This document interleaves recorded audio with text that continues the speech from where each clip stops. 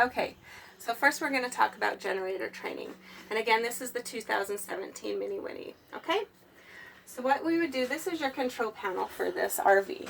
Okay, if you want to zoom in, I'll quickly talk about this. Okay, the first thing you do is you have all these crazy buttons here that kind of look scary, but all this does is this button controls this and it tests the levels of everything. All right, so if you push that, you can see the levels of everything, right? Our black water is empty, our gray water is empty. Now the black water, of course, is anything that goes down the toilet. The gray water is anything that goes down the sinks and shower.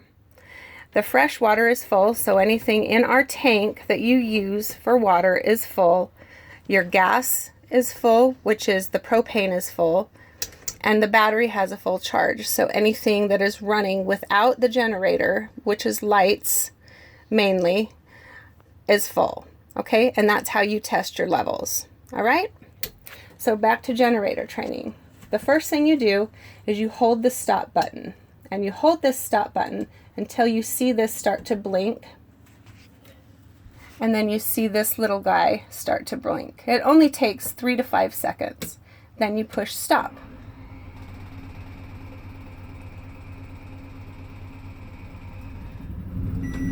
And you hold it until it starts. Can you hear that? And it's on. This tells you the amount of hours that is running, that it has ran. Okay, so this is what we start off before your trip, and this is when the end of your trip is how many hours. It tells us how many hours you use the generator. Okay? Now, to keep in mind, the generator is what gives you power to the RV if you're not hooked up to any campsites. So the microwave, the TVs, they're not going to work. The air conditioner, nothing is going to work without the generator. Any outlets, anything that plugs in, like that requires power, like in your house, is not going to work without the generator. The only time that it doesn't work without the generator is if you're plugged in to an RV campsite. Okay, so we'll talk about that in a minute.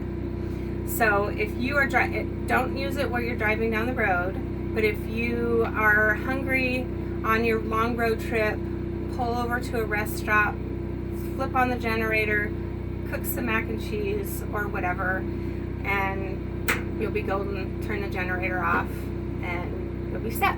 Okay? Now some campsites have generator hours, so please be aware of that. Usually it's 10 o'clock at night that you need to turn it off. But hopefully you'll be at a place where you have full hookups and you don't even have to run the generator. Okay? You don't run both. It's either one or the other. All right? Please wait at least 1 to 2 minutes before you turn the air conditioning on.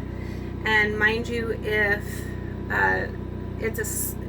you have several things running at once, so for instance the air conditioning, your wife's in there going to run a blow dryer, you might blow a circuit breaker, or if you run the microwave and the air conditioning, you know, it's a power surge, so you have to be aware of what everything you're running at once. Okay, so you just be aware of that. So if you're going to run the microwave, you have the AC, maybe turn the AC off, do the microwave, and then turn the AC back on. Okay? And that's the generator. To turn it off, you just hit stop. Now while we're here and the generator's on, to run the air conditioning, you just turn it over to cool. And then here it's set to 65 and it turns on. Each one of these vents up here can be turned and adjusted to however you want it. Or closed to set air to wherever you want it directed. Okay? The fan